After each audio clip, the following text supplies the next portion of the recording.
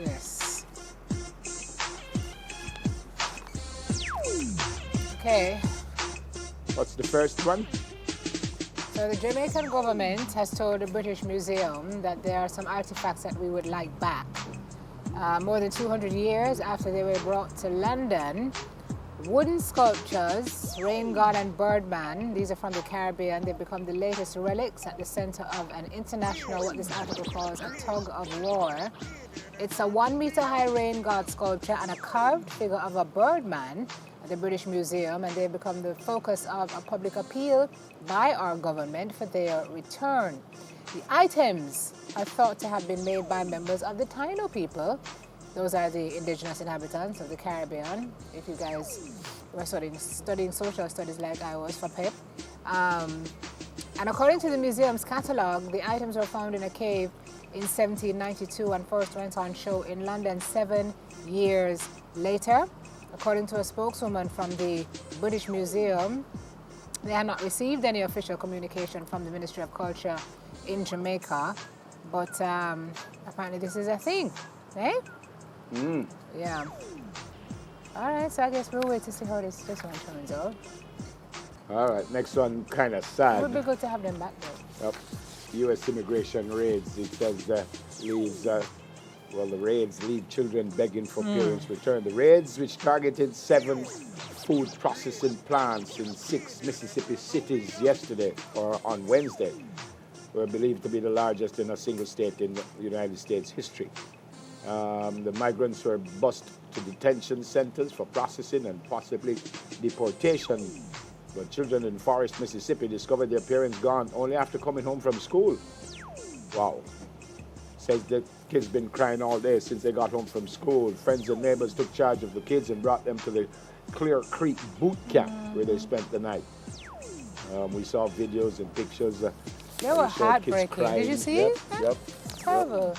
There was one that said her father is not a criminal and I she know, just wants her have father. a heart, and she's so young to be speaking so articulately. But here's the other thing that they're saying is interesting, is that the police or ICE would have raided these factories or plants, arrested the workers, but not the employers. Yep. And So the what at work? employers, you should not be employing people who are not eligible to work. Hey. 680 detained, said Mexico 107. Well, apparently more than half of them have been released. Yeah. So, or they say most of them Yeah. have been released. So, What's the last one? the last one is Interesting, this is eh? very interesting. Amnesty International has come out to issue a travel advisory for the United States. It says, given what has been happening there, calling on the people worldwide to, quote, exercise caution and have an emergency contingency plan when traveling throughout the USA. This travel advisory is being issued in light of ongoing high levels of gun violence in the country. It tells people to avoid public places with large numbers of people like churches and malls. Ernest Coverson, who's the campaign manager for the group's End Gun Violence campaign, said the advisory is modeled after those issued by the State Department. So usually the State Department is issuing advisories against other countries. Apparently they've based their advisory on that. But it says beyond keeping people safe, Amnesty is also trying to see congressional action on gun violence. So I don't think we've ever seen anything like this happen before.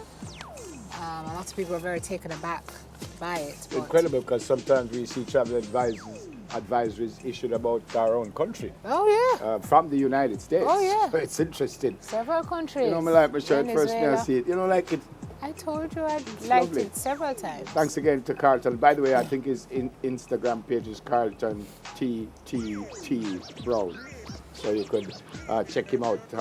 He does a lot of work for a lot of us in Jamaica. Fantastic.